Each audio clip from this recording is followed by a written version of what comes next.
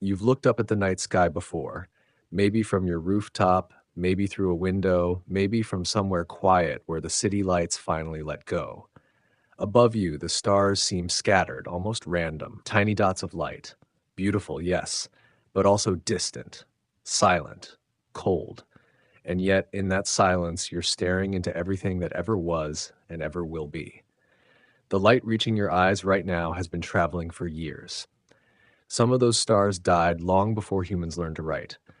Others are being born as you read this sentence. And somewhere in the midst of that endless sprawl, floating on an invisible thread of gravity, is your home, the solar system. You start here at the familiar. The sun, blazing and proud, holds everything together. It's over 1 million times larger than Earth, a nuclear heart that's been burning for 4.6 billion years. Every second, it releases more energy than humanity has produced in all of history. To us, the sun feels infinite, eternal. But in the grand ledger of the cosmos, it's small, ordinary, a yellow dwarf among billions. You drift past the planets, Mercury's scorched wastelands, Venus's choking clouds, Earth's fragile blue shimmer. Then Mars, dusty and red, the ancient dream of explorers. Beyond lies Jupiter, a colossal storm wrapped in hydrogen, and Saturn, its rings whispering tales of cosmic debris and frozen moons. Uranus and Neptune stand guard at the edge, pale and distant. Together they form a family, 8 planets circling one modest star. And for us, it feels vast. But that's the illusion of proximity. Our solar system, everything from the sun to the outermost comet, is surrounded by emptiness so profound that if the sun were the size of a basketball, Earth would be a peppercorn orbiting it 10 meters away. Neptune, a grain of sand nearly 100 meters out. And beyond that, a desert of darkness stretching for thousands of kilometers before another star even comes into sight. You think of scale, but your mind struggles. Because our everyday experience, roads, cities, even continents, doesn't prepare us for cosmic size. We measure in kilometers and hours. The universe measures in light years and eons. Now, zoom out. The nearest star to the sun, Proxima Centauri, lies 4.24 light years away. That's roughly 40 trillion kilometers. If a spacecraft could travel at the speed of light, which it can't, it would still take over 4 years to get there. The fastest probe humanity has ever built, the Parker Solar Probe, would take over 6,000 years to cross that distance. Our solar system, once vast and untouchable, suddenly feels microscopic. And this is where the truth starts to sink in. We are not just small, we are unimaginably small. Every planet, every moon, every asteroid we've ever mapped, all of it exists within a faint bubble around a single star in a single corner of a single galaxy. The Milky Way itself is a disk of over 100 billion stars. Each one could have planets, moons, maybe even life. The distances between them are so immense that light itself, the fastest thing in the universe, needs tens of thousands of years to cross from one side of our galaxy to the other. When you look at the night sky, you're not just seeing stars, you're seeing an ocean of suns.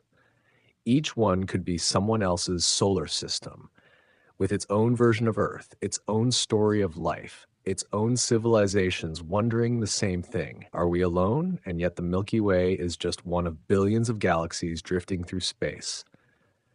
You pause. Billions. The word feels heavy but hollow, too big to imagine. Try this. If every star in the Milky Way were a grain of sand, you could hold the entire galaxy in your hand.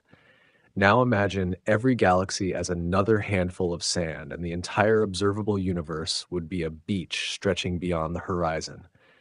Somewhere on that beach, our solar system is a single grain, maybe less. Still, you zoom out.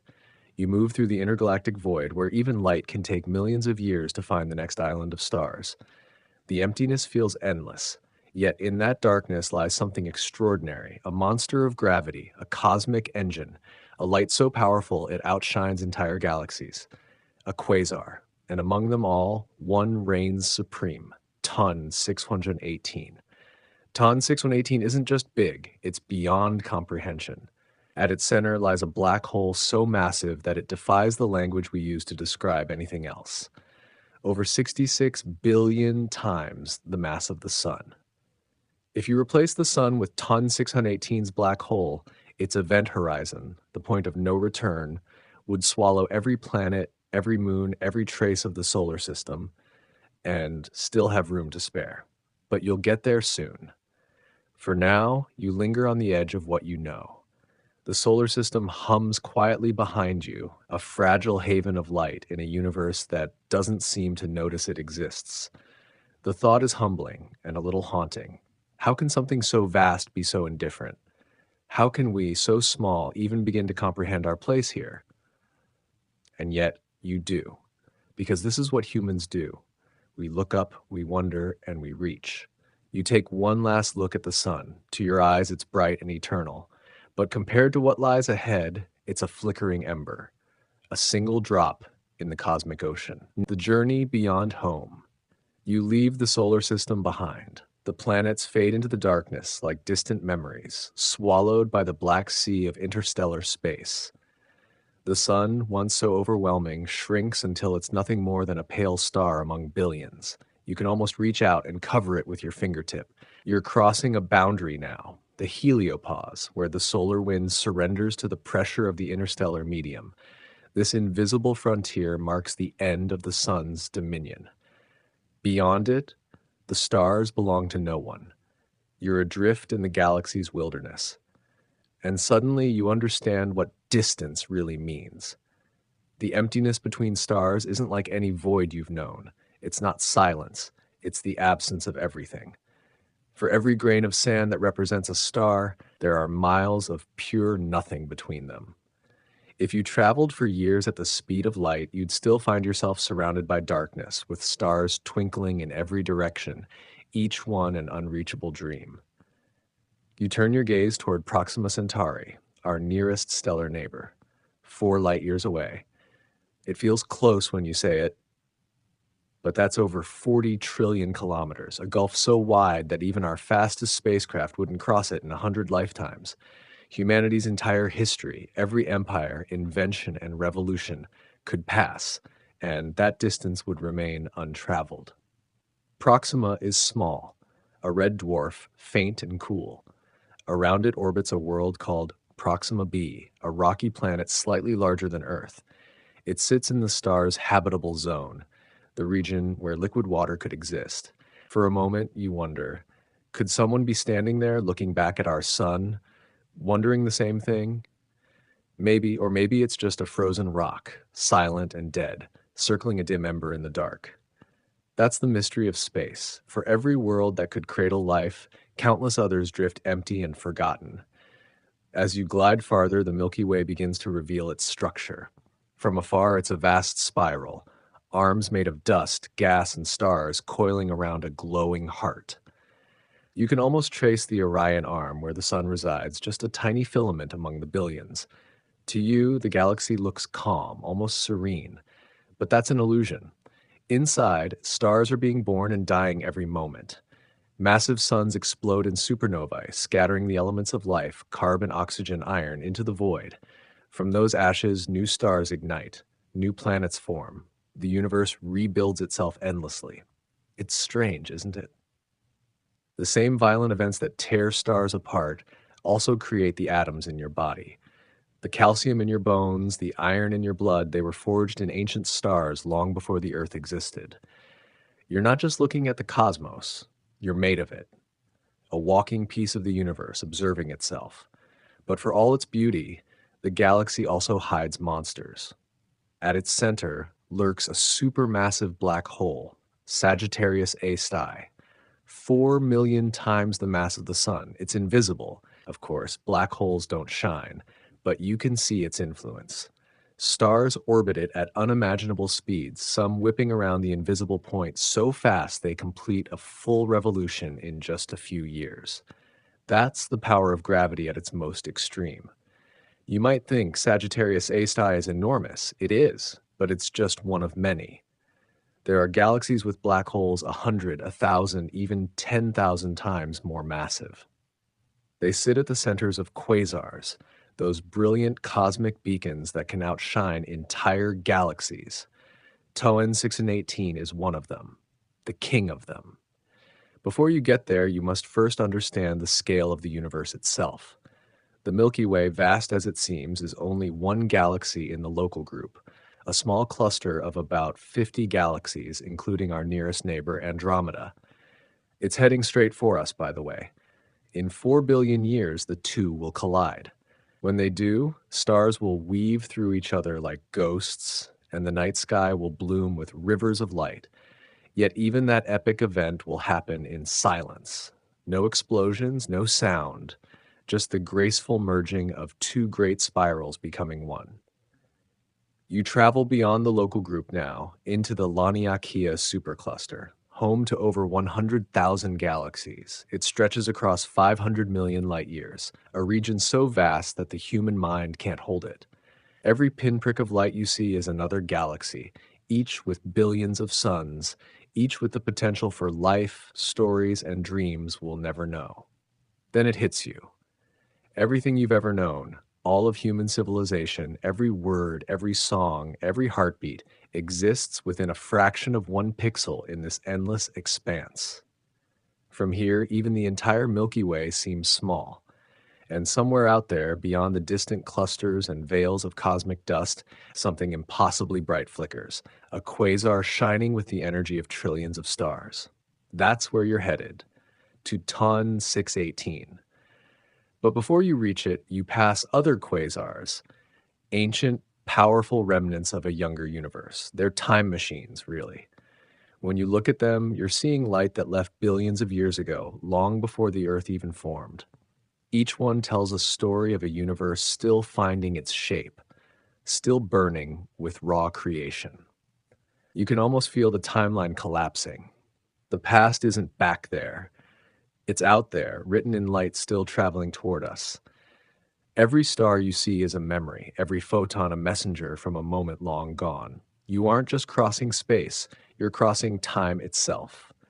You've left home behind. The solar system is a dot, lost in the sea of galaxies. You're no longer just exploring the universe, you're witnessing its truth, its staggering immensity, its quiet indifference, and its timeless beauty. And yet, amid all of it, something inside you stirs, a feeling that somehow your smallness doesn't make you meaningless. You are the witness, the universe observing itself. And the journey has only begun. What lies inside a black hole? You've traveled far, past the planets, beyond the stars, and through the quiet, drifting arms of the Milky Way.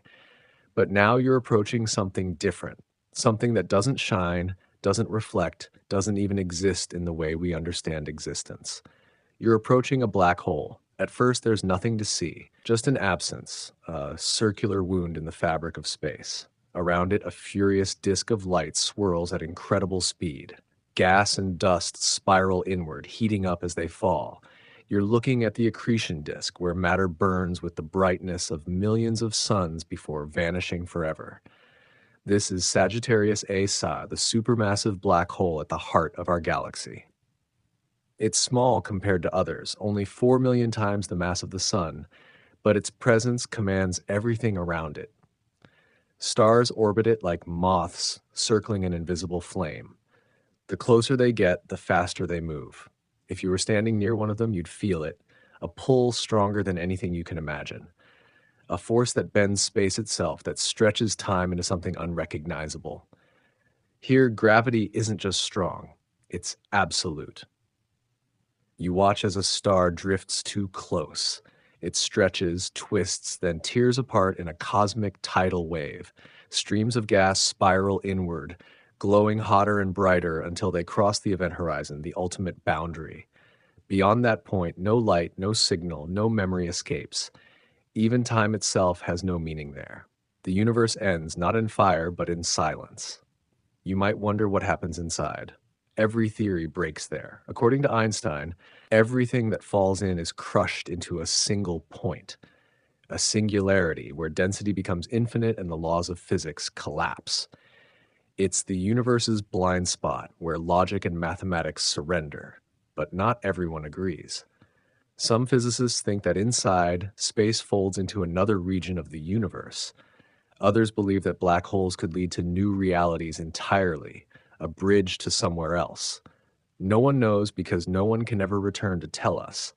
And yet, even from the outside, black holes are not just destroyers, they're creators too. They shape galaxies, control star formation, and anchor the cosmic architecture itself. Without them, the universe might never have organized into the grand structures we see today. It's strange, isn't it? Something born from collapse becomes the foundation of order. Out of destruction comes creation. The universe seems to follow that rhythm everywhere. You drift closer, just enough to feel the warping of reality. Time begins to stretch. To you, everything seems normal, but from the outside, anyone watching would see you slow down. Your movements freezing, your light red shifting until you fade into black. That's gravitational time dilation, one of the strangest consequences of Einstein's theory. Near the event horizon, time itself almost stops. It means that if you hovered here long enough and somehow survived, billions of years could pass outside while only moments passed for you. You could watch the universe evolve, galaxies collide, stars die, and new ones form, all in what feels like a single heartbeat. Black holes don't just bend space, they bend perspective. They remind you that the universe isn't built around human experience. Our sense of distance, of time, of what's possible, all of it breaks down here. The cosmos doesn't play by our rules, it simply is, and yet, for all its mystery, this black hole is small compared to what's coming. 2N6118 is waiting at the edge of perception, and it makes Sagittarius A look like a speck of dust. If you dropped our entire galaxy into TON 6118's event horizon, it would vanish without trace. That's how vast it is. But before you face it, you need to understand one more thing. How something that devours everything can still be one of the brightest objects in the universe. When matter falls toward a supermassive black hole, it doesn't disappear right away. The friction and pressure in the accretion disk heat it to billions of degrees. The energy released is so extreme that it blasts radiation across space. That's what makes a quasar, a beacon so powerful it can outshine all the stars in its host galaxy combined. Imagine that. A single black hole invisible at its core, lighting up the universe with the brilliance of a trillion suns. That's not a poetic exaggeration, it's reality. Quasars were once mysteries, first discovered as tiny points of radio light in the 1960s. Astronomers thought they were nearby stars, but when they looked closer, they realized these objects were billions of light years away, and yet brighter than anything else known. Only one thing could power them: supermassive black holes feeding on matter at a staggering rate. The most luminous quasar ever found, TON 618, lies more than 10 billion light years away. When its light began traveling toward us, the Earth didn't even exist yet. Dinosaurs, humanity, even the sun itself were still in the future. We're seeing TON 618 as it was when the universe was young, less than a third of its current age. Its central black hole weighs at least 66 billion solar masses. Try to picture that. If the sun were the size of a marble, TON 618's black hole would be larger than the entire solar system. Its event horizon would stretch across 1,300 astronomical units, nearly 40 times the distance from the sun to Pluto. It's a number so large that language starts to fail. You can't visualize it, not really. You can only feel its weight, an ancient, inescapable pull. And yet, here you are on your way to witness it. You've already left your galaxy, already drifted through the dark between the stars. Ahead lies the most powerful object ever known, burning with the fury of creation and the calm of oblivion. You steady yourself. You've crossed the threshold into the true cosmic scale. And the next step will change your sense of reality forever. Next section, 4 of 15, the light that shouldn't exist. You've seen stars, galaxies, and black holes, but nothing, not even the brightest sun, can prepare you for what comes next. Ahead of you, a distant glimmer begins to grow. It's faint at first, like a candle on the horizon, but it doesn't fade, it builds. The light becomes stronger, sharper, impossible to ignore. You're still billions of light years away, and yet Ton 618 shines like a lighthouse cutting through eternity. This isn't the light of a star, it's the light of a feeding black hole. A paradox. Brightness born from darkness. You're witnessing a quasar, the most powerful kind of object the universe has ever produced. Around the supermassive black hole, matter falls inward at such ferocious speed that it heats to billions of degrees. The gas swirls in a disk of blinding radiation, glowing across the spectrum from X-rays to visible light to radio waves. As the black hole devours more, the quasar blazes brighter. It's hard to describe the scale of this brilliance.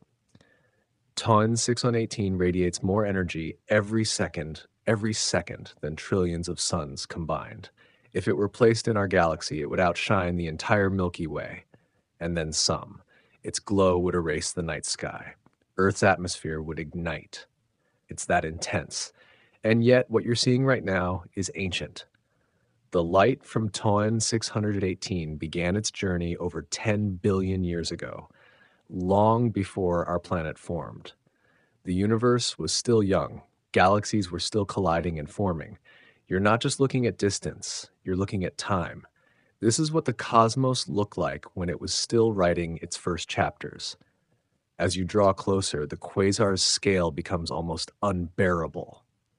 The accretion disk stretches wider than our entire solar system. Around it, jets of radiation blast outward at near the speed of light, piercing the darkness for millions of light years. These jets carry enough energy to shape galaxies, to heat intergalactic gas, to choke off star formation, to sculpt the universe itself. It's a reminder, black holes don't just consume, they create the structure of everything around them. Even destruction can be the engine of order. You drift closer still, and the light overwhelms you. It's like standing before a wall of fire that stretches forever. The brightness isn't steady, it pulses, flickers, hums. The radiation bathes you, invisible but deadly. Any living thing exposed to it would be vaporized in an instant. This is the raw energy of gravity converted into light. It shouldn't exist, and yet here it is, shining brighter than every star you've ever seen. But in all that light, there's a strange calm. The quasar isn't chaotic, it's precise, balanced. The gas feeds the black hole in perfect symmetry. The jets fire along its magnetic poles. The entire system hums like a cosmic engine tuned to the laws of physics themselves. It's terrifyingly beautiful. You begin to notice something else. The scale of time feels wrong here. The light you're seeing isn't happening now. It's a snapshot of the distant past. Ton 618 may have already faded. The black hole is eternal, but the quasar phase doesn't last forever. Eventually, when the surrounding gas is gone, it will fall silent. The light will dim. The cosmos will move on. That's the quiet truth about the universe. It burns bright for a while, and then it rests. You wonder how something so impossibly huge can even exist. How could a black hole reach 66 billion solar masses? The answer lies in the early universe itself. Back then, everything was denser. Galaxies collided more often, gas flowed freely, and black holes could feed at astonishing rates. Some theories suggest Ton 618 began as a seed black hole, formed from the collapse of a massive star, then grew by devouring matter for billions of years. Others think it was born big, a direct collapse black hole, created from a giant cloud of primordial hydrogen collapsing under its own gravity. Whatever the origin, Ton 6118 became a giant beyond imagination, a creature of gravity that turned chaos into brilliance. And the fact that you can see it at all is a miracle of timing. Its light had to travel unbroken for billions of years through the expanding universe just to meet your eyes. You're watching history itself, ancient light from a time when galaxies were still learning how to be galaxies. And that light impossibly carries whispers of everything it's past. The faint distortions of space caused by other galaxies, the subtle stretching of wavelengths as the universe expanded. Each photon from TON 6118 is a messenger, coded with the story of everything between then and now. You start to realize something profound. The universe isn't empty, it's full of memory. Every particle, every wave of light, every flicker in the dark carries a record of what once was. And you, a being made of atoms forged in ancient stars, are decoding those memories just by looking up. But the light of TON 6118 isn't just a spectacle, it's a clue. It tells us that the universe, once thought quiet and steady, was once wild, bright, and hungry. In those early days, black holes grew faster than galaxies, shaping the fate of everything we know today. You watch it flare, an eternal storm, frozen in time, billions of years away. It shouldn't exist, and yet it does. A paradox made real. And as you stare into its light, you feel both impossibly small and deeply connected. Because in a way, the atoms that make you, the carbon, the iron, the oxygen, once danced in the light of other quasars like this. You're not just a spectator. You're part of the same story. You came from this light, and someday, long after you're gone, it will keep traveling, passing through galaxies, through dust and void, until the universe itself. You're now drifting in the deep past, 10 billion years ago, in a universe still in its youth. Stars are being born in furious bursts, galaxies are colliding, and gravity is sculpting the first great cosmic cities. In the midst of this chaos, TON 618 reigns like a god of gravity. But to understand it, to truly grasp what 66 billion times the mass of the sun means, you have to break free from the limits of human scale. Because the mind, shaped by mountains and oceans, can't easily imagine numbers that large. So start small. The sun, a familiar giant. It holds 99.8% of the mass in our entire solar system. 1,000,000 Earths could fit inside it. Every second, it burns over 4 million tons of hydrogen, turning it into light and heat. It's so powerful that its gravity keeps planets billions of kilometers away, locked in orbit. Now multiply that power by 66 billion. Not million, billion. That's TON 618. If you replaced the sun with TON 618's black hole, its event horizon, the edge where not even light can escape, would stretch across 1,300 astronomical units. That's 40 times the distance between the sun and Pluto. If it sat where our sun is now, every planet, every comet, and every trace of our solar system would be inside its shadow. Its diameter would be nearly 260 billion kilometers. A single rotation of its accretion disk could take years. Light itself, the fastest thing in existence, would take over a week just to cross its circumference. You can't really see something like that. You can only imagine it.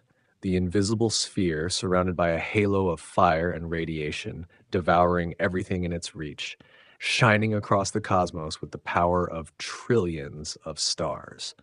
Scientists still struggle to comprehend how such a monster could exist. When TON 6118 was discovered, its mass broke every model. Black holes that size weren't supposed to form, not in the early universe, not that fast. But the numbers don't lie. Its light output, its gravitational lensing, its redshift, all point to one conclusion. This black hole isn't just massive. It's a record of something extraordinary, something we still don't fully understand. You might think the term supermassive sounds dramatic, but in the cosmic dictionary, TON 6118 deserves its own category. It's beyond supermassive. It's ultramassive. To put it in perspective, if you compressed every star in the Milky Way, about 100 billion of them, into one point, you'd still fall short of TON 6118's mass. Its gravity is so immense that space around it curves like a whirlpool, bending light and time in ways we can barely calculate. Any object straying within a few light years would be pulled into its orbit or torn apart by tidal forces. And yet, from where you are, billions of light years away, it looks like a point of light, a star among stars. That's the cruel trick of scale. The most colossal structures in existence are reduced to sparkles in our night sky. It makes you think about perspective, how small things appear when viewed from far away. how even the greatest forces can seem quiet if you stand at the right distance. Toan 6118 isn't a myth. It's a reminder of how reality often outpaces imagination. For decades, humanity pictured black holes as invisible voids, hungry and silent. Now we know they can be radiant beyond belief, capable of shaping galaxies, even controlling the rate at which stars form. They're not just endpoints, they're architects of the universe, and yet they begin small. Every black hole starts as something ordinary, a dying star. That's the myth-busting truth. The same process that ends a star's life births one of the most powerful objects in existence. A supernova collapses under its own gravity, forming a singularity so dense that space itself gives way. But 6118 didn't come from one star. It couldn't have.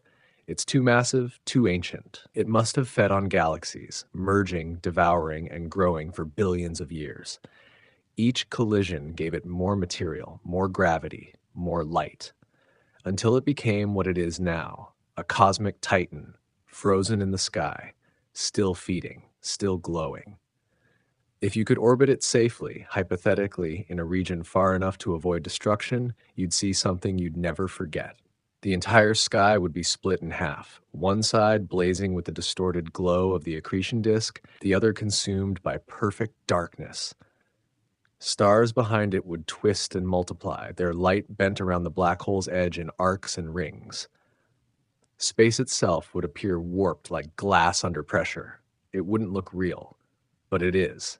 And yet, in all that overwhelming power, you'd find silence, a deep, eternal stillness that swallows even thought. The universe's loudest object makes no sound. That's the contradiction of existence itself. Power beyond imagining that born from collapse. Light that owes its brilliance to darkness. Creation emerging from destruction. The cosmos isn't chaos, it's balance, written on a scale too vast for our minds to hold. You think back to Earth, to sunsets, to oceans, to everything that feels big and important. Compared to this, they seem impossibly small. But maybe that's the lesson Ton 6 and 18 teaches us. Size doesn't define significance. The same universe that birthed this monster also made you. Both exist under the same laws, drawn from the same atoms, powered by the same physics. You're not separate from it, you're part of it, a fragment of the same grand equation. And as you float before the glowing heart of Ton 6118, you realize something profound. This isn't a story about how small we are. It's a story about how deeply connected everything is. Next, section 6 of 15, the universe as a mirror, seeing ourselves in the infinite. Seeing ourselves in the infinite. You've seen galaxies fade into dust. You've stood at the edge of a quasar brighter than creation itself. But now, in the calm that follows, a quiet truth begins to form, something deeper than distance, older than light. The universe isn't just out there, it's within you. For a long time, humans looked up and saw separation. The stars were them, and we were us. The cosmos was a cold, unreachable void, a backdrop for our tiny lives. But the farther you travel, the clearer it becomes. There's no divide. The atoms that make your body were forged in stars that lived and died billions of years ago. You are literally made of the same matter as the galaxies. You are the universe looking back at itself. Every carbon atom in your cells was born in a dying sun. The calcium in your bones was forged in an ancient explosion. The iron in your blood, once burned in the heart of a star that collapsed under its own weight. Everything you are, your thoughts, your memories, your heartbeat, is built from the debris of supernovas. It's humbling to realize that the same physics that governs the orbit of Ton 6118's accretion disk also shapes the path of blood through your veins. Gravity and electromagnetism, nuclear fusion and decay, they're the invisible scripts of existence, written everywhere, playing out in galaxies and in you. As you float between the galaxies, it starts to feel like you're looking into a mirror. Every light in the distance reflects a version of yourself, not in form, but in origin. The stars aren't alien, they're ancestral. The universe isn't foreign, it's family. And yet, you can't help but feel small. You think of Earth, a pale blue dot spinning in a sunbeam, orbiting a modest star in a quiet corner of the Milky Way. It seems fragile, temporary, surrounded by cosmic forces that could erase it in an instant. But maybe smallness isn't weakness. Maybe it's perspective. From far away, your entire planet could fit behind a single grain of dust. But on that grain, life blooms. Oceans move with the pull of the moon. Forests breathe. Minds dream. You create art, language, meaning, things that don't exist anywhere else we've ever found. That, in itself, is extraordinary. The universe might be vast, but it doesn't think. It doesn't write poetry or wonder about its own existence. You do. Out of everything we've ever observed, black holes, quasars, galaxies, you are the only thing known to ask why. That question connects you to everything.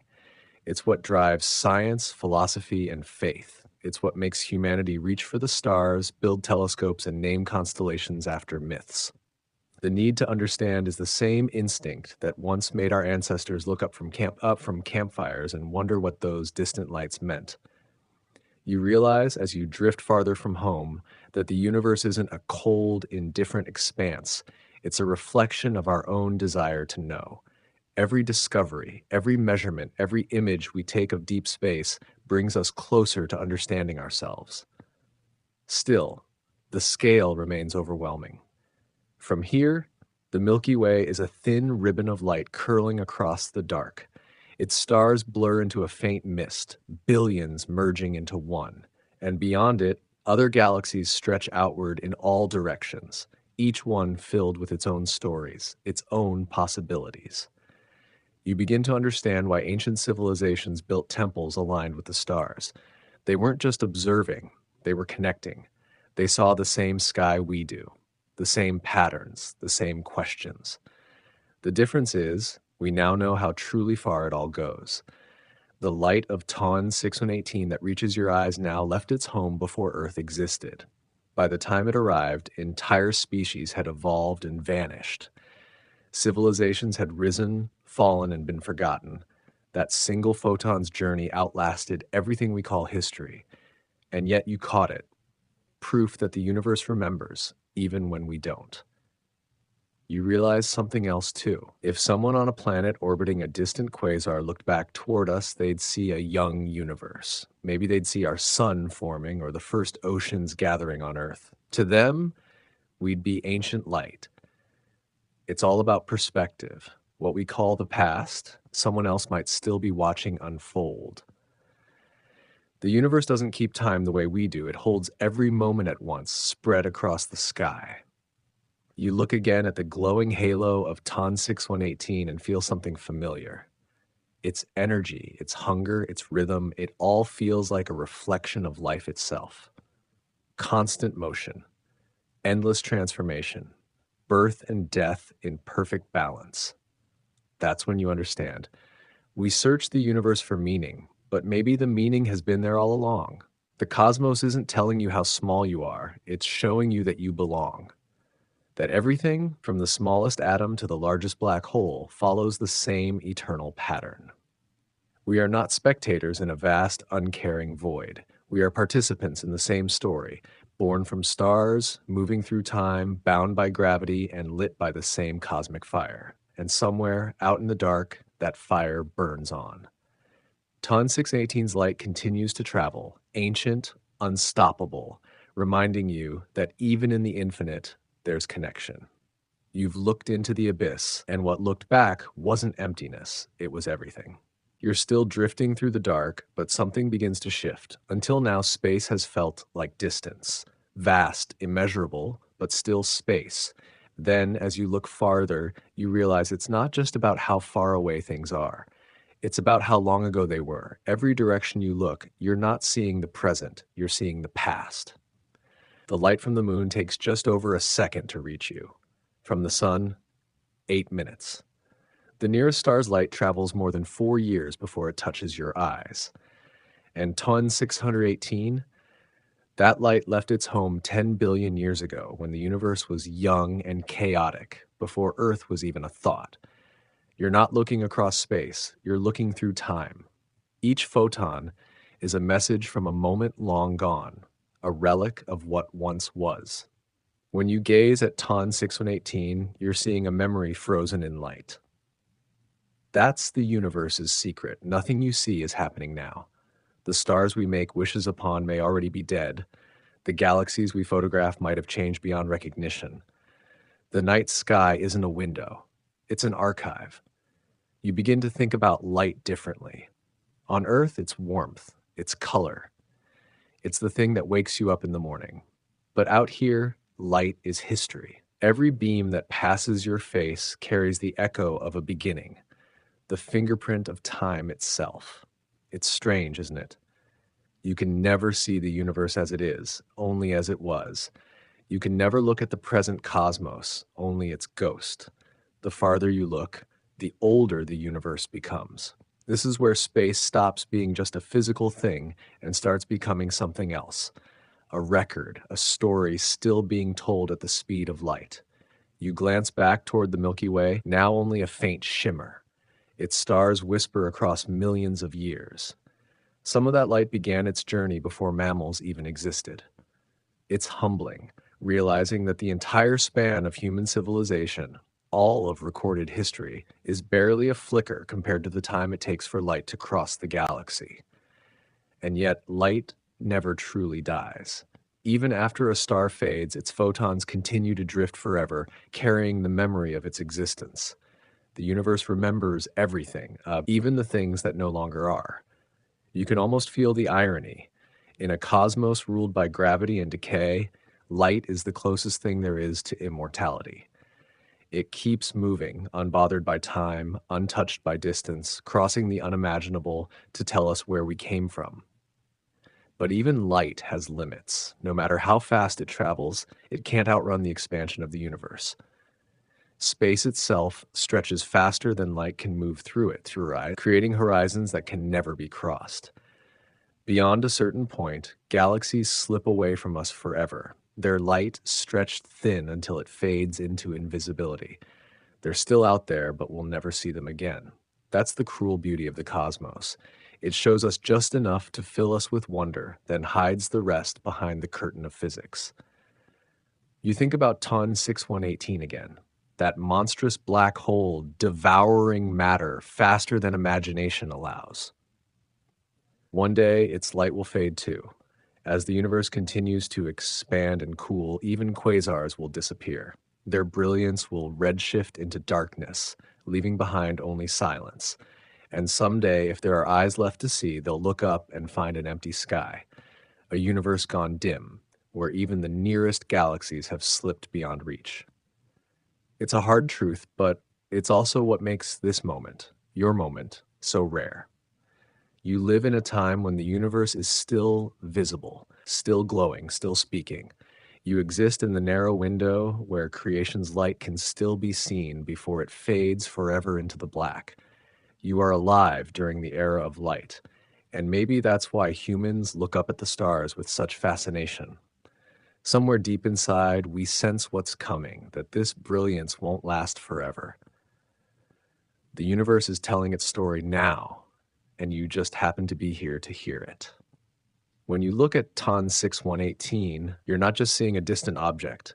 You're witnessing ancient violence, ancient energy, ancient beauty, a moment that happened before your world existed, carried faithfully across 10 billion years of darkness just to meet your eyes. In that sense, light isn't just a messenger, it's a bridge. It connects beginnings to endings, life to extinction, now to forever. You drift silently, watching photons streak past. You realize that every star, every world, every living being that ever looked up and wondered about the sky, they all looked at the same light. You're sharing something timeless. In the vastness of the universe, where time stretches and matter fades, that shared act of looking up might be the most human thing of all. You close your eyes. You're not lost anymore. You're simply part of time. You open your eyes to darkness, but this time it feels different. The emptiness no longer frightens you. It feels alive, almost aware. You start to wonder, as you look out at the universe, could the universe be looking back? It sounds poetic, maybe even mystical, but the thought lingers. Every particle in your body, every flicker of consciousness that allows you to think this thought came from this same cosmos. You're not just in the universe, you are the universe, briefly aware of itself. And that awareness changes everything. When you look at Ton 6 and 18, you're not just witnessing a physical phenomenon, you're witnessing the universe expressing one of its most extreme forms of existence. A black hole that holds billions of solar masses, pulling light itself into a gravitational abyss. Yet, surrounding it, an eruption of creation, energy released from destruction, matter turned into light, darkness giving birth to brilliance. That contradiction, that beauty born from chaos, feels familiar, doesn't it? It's what life is. It's what you are. The universe has always been a mirror of itself, repeating its story in patterns both vast and intimate. Galaxies spiral like hurricanes. Neurons spark like constellations. The web of galaxies across billions of light years looks eerily like the network of your own brain cells. It's as if the universe is structured to reflect its own nature, from the smallest atom to the grandest quasar. And in that reflection, you begin to see the faint outline of meaning. When you stare into the dark and wonder what's out there, you're really asking what's inside you. When you reach for the stars, you're reaching for understanding of existence, of purpose, of self. Maybe that's what it means when we say the universe looks back. It's not eyes in the sky, it's awareness echoing through the same matter that once burned in ancient stars. You are one way the universe remembers. For centuries, humans imagined the cosmos as something distant and divine, a kingdom ruled by gods, or a perfect clockwork built by unseen hands. But the truth, as science revealed, is far more profound. It's not that the universe was made for us, it's that it made us. Out of chaos, gravity, and time, it built something that could wonder. And wonder, perhaps, is the closest thing we have to the language of the cosmos. Every telescope we build, every probe we launch, every equation we write, they're all ways of asking the same ancient question. Who are we, really? And the answers, though scattered in light years and quasars, always circle back to the same place. To you, to Earth, to this small, blue world that dared to dream of understanding something far greater than itself. As you drift between galaxies, that truth starts to sink in. You think about all the people who've ever looked up, from cave painters to astronauts. Every one of them felt the same pull toward the stars, the same sense of wonder, the same feeling of being both insignificant and infinite at once. It's strange, isn't it? The more we learn about how vast the universe is, the more we see ourselves reflected in it. You look back toward the Milky Way, a glowing thread in the darkness. Somewhere in that ribbon of light is your home, your story, your brief moment in cosmic time. And then farther out, you see Ton 618 again, the monstrous beacon still roaring across the void. It doesn't know you exist. It doesn't care. And yet its light has reached you across 10 billion years of time and dust. That connection, fragile as it is, links you and it forever. It's almost poetic. The most destructive force in the universe has become a source of wonder, a symbol of beauty. It's as if the universe itself is teaching you that meaning can rise even from darkness, that not everything powerful is cruel, and not everything vast is empty. You think of how easily humans fear the dark, but here, in the dark, you find understanding, because the truth is the universe has always been watching itself, through stars, through life, through you. And maybe, just maybe, every black hole, every galaxy, every atom is part of the same grand act of reflection. Maybe Ton 618's light reaching your eyes was never an accident, but part of a story unfolding across eternity, one where awareness was always destined to arise, to see, to feel, and to ask why. The universe doesn't speak in words, it speaks in moments like this, in silence, in scale, in awe. You realize then that you are not small because the universe is big. You are big because you belong to it. You close your eyes again, and this time you don't just look into the universe, you let it look into you. And in that quiet exchange across billions of light years, there's a feeling no equation can define, a knowing, a peace. You drift in silence now, suspended between what was and what will be. Around you, the cosmos stretches endlessly, galaxies scattered like embers from a dying fire. Everything looks eternal, but it isn't. Nothing in this universe lasts forever. Not stars, not galaxies, not even time as we know it. It's a thought that settles heavily over you, more powerful than gravity itself. You've seen creation, the birth of stars, the roar of quasars like Ton 6 and 18, but every creation carries its own ending. That's the hidden rhythm of existence. The universe began with a bang. It will end in silence. For now, it's still expanding. Every second, galaxies drift farther apart. Space itself stretches like an endless fabric, thinning, cooling. The same expansion that once gave rise to stars will one day scatter them so far apart that their light can no longer reach one another.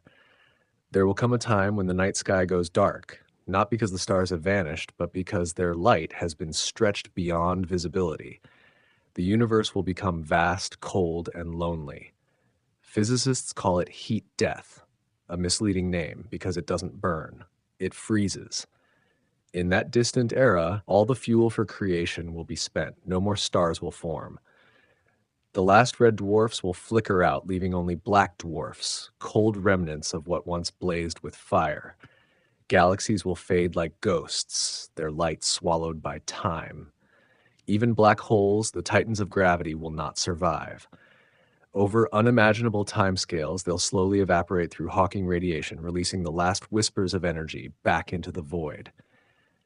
Even Ton 6 and 18, the most massive black hole ever known, will one day disappear. Its light will fade, its gravity will weaken, and after tens-ood years, it will dissolve into nothingness.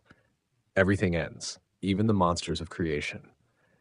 But strangely, that thought isn't sad. It's profound.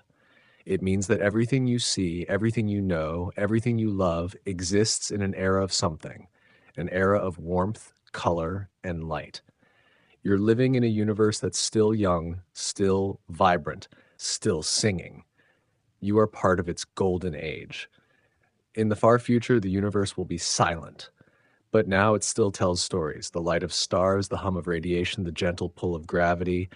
It's all a cosmic orchestra playing its one and only song. And you somehow get to listen. The end of the universe isn't a tragedy. It's the natural evolution of existence. It's not destruction, it's transformation. Just as stars must die to create new elements, so too must the universe itself fade to make room for whatever comes next, if anything does. You start to think about eternity not as a straight line, but as a cycle. Birth, life, death, renewal. Maybe when the last black hole fades, something new will emerge.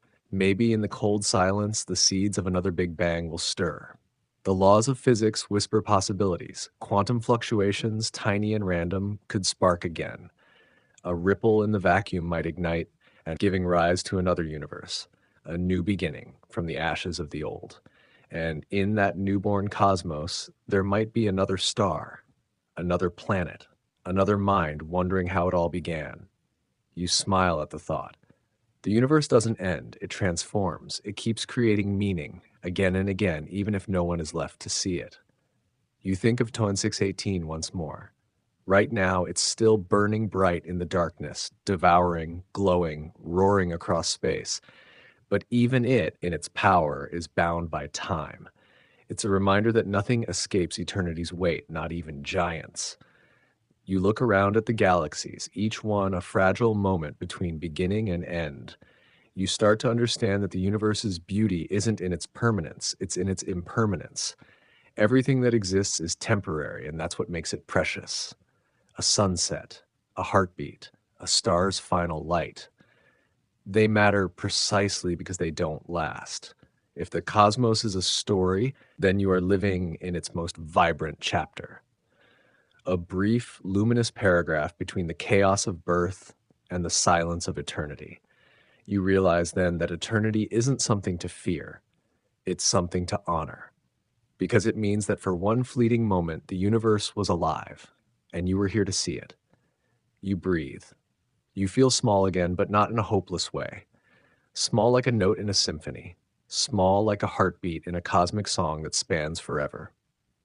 The weight of eternity doesn't crush you, it humbles you. You glance once more at the faint, fading light of TON 6118 and think, even the universe's greatest power will one day be a memory. And maybe that's the point. Maybe the universe's final act isn't to end in darkness, but to remind you how beautiful it was while it lasted. Next section 10 of 15, Beyond the Black, What Lies Past the Edge of Understanding.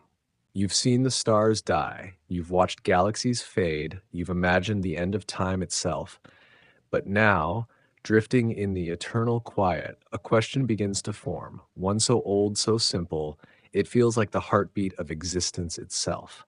What lies beyond the black, beyond the limits of space, beyond what science, imagination, or faith can reach? For centuries, humans have looked into the dark and filled it with stories, gods, monsters, heavens, and afterlives.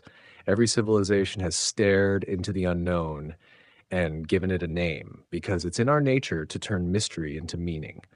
But what if the truth is deeper than all our stories, not less wondrous, but more? You stare into the infinite. There are no stars here, no light, just the faint hum of space itself. The afterglow of the Big Bang stretched thin over billions of years. It's not empty, though. The void is alive with potential. Particles blink into existence, vanish, and reappear. Quantum whispers echo where nothing should exist at all. Even in the dark, the universe refuses to stop creating. That realization hits you harder than gravity. The end isn't the end. It's transition. The black isn't absence. It's a threshold. The same way a seed dies before a tree grows, or a star collapses before a nebula blooms, endings are just beginnings we don't yet understand. You think about TON 6118 again, that impossible colossus devouring everything it touches. For years, we saw black holes as final, the ultimate trap from which nothing escapes. But the more we learn, the stranger they become. What if they aren't endings at all? Some scientists wonder if black holes might be portals, not to another dimension, but to another universe entirely. That the matter falling into them doesn't disappear, but is reborn somewhere else as energy in a new Big Bang. In that case, TON 618 isn't just destruction, it's creation. A bridge between realities, a cosmic recycling of existence. Maybe every black hole is a doorway. Maybe every quasar is the birth cry of another cosmos. You can't prove it. Not yet. But in the quiet, it feels right. The universe is too elegant, too self-sustaining to end in nothing. You start to realize that understanding has always been a moving target. For every discovery, a deeper question appears. We once thought Earth was the center of everything, then the sun, then the galaxy. Now we know we're part of something that may never have an edge. And yet, the more we uncover, the more human it feels. Because behind every discovery is the same force, curiosity, the drive to see what lies beyond. You remember the first telescope you ever looked through, that small lens that showed you a handful of stars and made you feel infinite. Now, through the universe's own telescope, you've seen billions of galaxies. But the feeling hasn't changed. The more you see, the more you realize how much there still is to know. Maybe that's the beauty of it, that no matter how far we go, there will always be mystery waiting on the other side. You think about how light, the thing that reveals everything, can never show you what's inside a black hole. Its laws break there. Physics, time, even causality, they all fall apart. It's as if the universe itself draws a line and whispers, "Not yet." And that's okay. Some mysteries are meant to remind us that we're part of something larger than comprehension, something we can feel but never fully explain. Beyond the black may lie another cosmos. Or maybe it's nothing at all. Maybe it's where existence folds back in on itself, a cosmic inhale before another exhale. Whatever it is, you sense it's not something to fear. The unknown isn't an enemy. It's the frontier that keeps us alive. It's the reason we build, explore, and dream. The stars will die, the light will fade. But curiosity, that spark that made you look up in the first place, will always be there, somewhere, burning quietly against the void. And maybe that's what beyond really means. Not a place, but a pursuit. The endless reaching of the universe toward knowing itself. You turn your gaze one last time toward Tonton 618. Its light is faint now, its edges blurred by distance and time. You imagine that on the other side, another version of you, another consciousness, is doing the same. Two sides of the same cosmic mirror, two halves of the same eternal question. And somewhere between them, in the blackness where light dares not go, the answer waits. Patient, infinite, and silent. Next section, 11 of 15, the language of light, how the cosmos communicates. You've traveled through silence, through time, through endings that became beginnings. But now, surrounded by endless night, something calls out again, faint, invisible, but everywhere at once. It's light, the oldest voice in the universe. Even in the depths of nothing, light never stops speaking. It doesn't shout, it whispers. It hums across the void, carrying with it everything that ever was. The story of the cosmos written not in words, but in wavelengths. Every photon is a message, a letter sent across eternity. Some carry the warmth of newborn stars. Others bear the faint echo of the Big Bang itself. Radiation so old it has cooled to microwaves, washing across all of space like a memory that refuses to fade. And as strange as it sounds, you can read that light. Astronomers have learned to decode the language of the cosmos. Every color, every flicker, every shift tells a story. A blue glow means approach, red means retreat. Tiny fluctuations reveal the age of galaxies, the temperature of stars, even the presence of planets orbiting faraway suns. We don't hear the universe. We listen to its light. You think about that for a moment. How, for all our searching, all our machinery and math, everything we know about the cosmos comes down to catching light. A handful of particles striking a sensor, and from that we build entire histories. It's humbling, really. The universe doesn't send us messages in a language we can read directly, yet we've learned to translate its silence. Light is more than just illumination. It's the thread connecting everything. The sun's light feeds the plants that feed the animals that feed us. Its energy powers the winds, the waves, the weather. Without light, there is no life, and without darkness, there's no reason to seek it. You realize that every moment of awe you've ever felt under a night sky, every wish on a star, every sunrise you've watched break the horizon has been a kind of conversation. You've been listening to the universe without even knowing it. And in that sense, we are all fluent.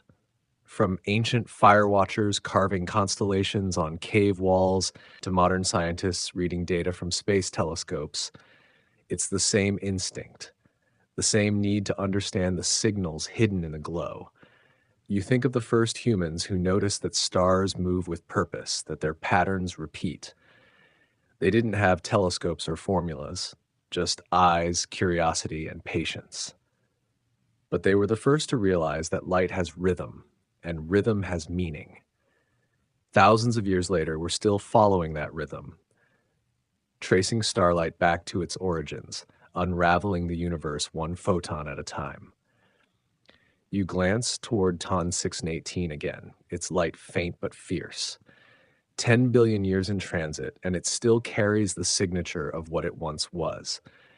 The fact that you can even see it at all feels like a miracle, a cosmic message that somehow survived time itself. Maybe that's why light feels sacred, because no matter where it comes from, it's proof that something was. A message that says, I existed, I burned, I mattered. And when you think about it, that's not so different from what humans do. You live, you create, you shine for a while, and even after you're gone, traces of your light remain. The stories you tell, the love you give, the ideas you leave behind, they travel on long after your time has ended. You are starlight in every way that matters. You think about how fragile those signals are, how easily they could have been lost. A single speck of dust in space could have blocked TON 6 and 18's light before it reached Earth. But it didn't. Against all odds, those photons found their way across 10 billion light years of expanding space, just so someone, someday, could look up and see them. And that someone is you. You are part of that exchange. The universe sends, you receive. And maybe, in your own way, you send something back. Your thoughts, your curiosity, your awareness. The universe communicates through light. You communicate through wonder. Maybe that's the connection that binds everything. Not gravity, not matter, but awareness, the act of noticing. Because when you look at the stars, you're not just seeing light, you're completing its journey. You're giving meaning to its endless travel. Without you, that light is just energy. With you, it becomes a story. You realize something simple, almost comforting. The universe doesn't need words to speak. It speaks through presence, through beauty, through light that survives impossible odds to reach your eyes. You float in silence, and the faint cosmic glow surrounds you. In that glow is everything: birth, death, motion, memory. You're not outside of it, you're part of it. Light touches you, and in return, you understand. And for the first time, you don't feel like you're staring at the universe anymore. You feel like you're finally listening to it. Next section, 12 of 15, the fragile miracle, how life defies the void. You drift back toward warmth, not the physical kind, but something deeper. After all the endless black, all the light years of silence, you can't help but wonder how life ever stood a chance. Because if the universe is a sea of cold, lifeless matter, then life itself is rebellion. It's defiance written in DNA. Think about it. In a cosmos where most of existence is empty, frozen, and indifferent, a tiny blue planet managed to bloom. It spun in just the right spot, bathed in just the right light, surrounded by just enough protection to let atoms dream. Life. Fragile, improbable, and yet unstoppable. Every living thing on Earth, from the smallest microbe to the tallest tree, traces its lineage back to that first spark, a cluster of molecules that refuse to stay still. Somewhere in Earth's early oceans, lightning struck or heat bubbled up from beneath, and something began to copy itself. That was hello to an uncaring universe, and that single act of persistence eventually became you. You, made of stardust, powered by sunlight, thinking about black holes 10 billion light years away. You who can feel awe, fear, hope, love, emotions that don't exist anywhere else we've found.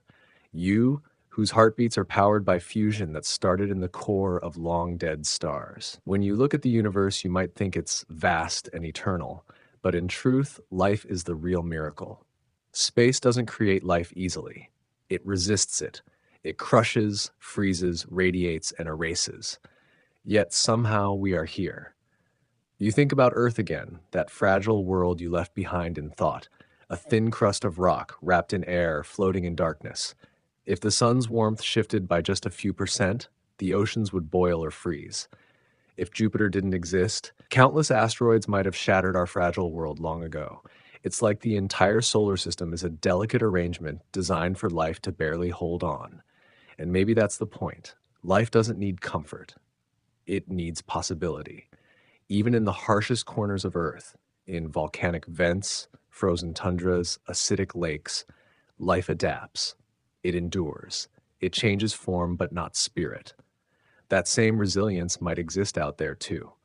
Maybe under the icy shell of Europa, alien oceans stir with microbial life. Maybe methane rains on Titan feed chemical reactions we haven't imagined. Maybe in the clouds of Venus, tiny organisms drift, thriving where no human could.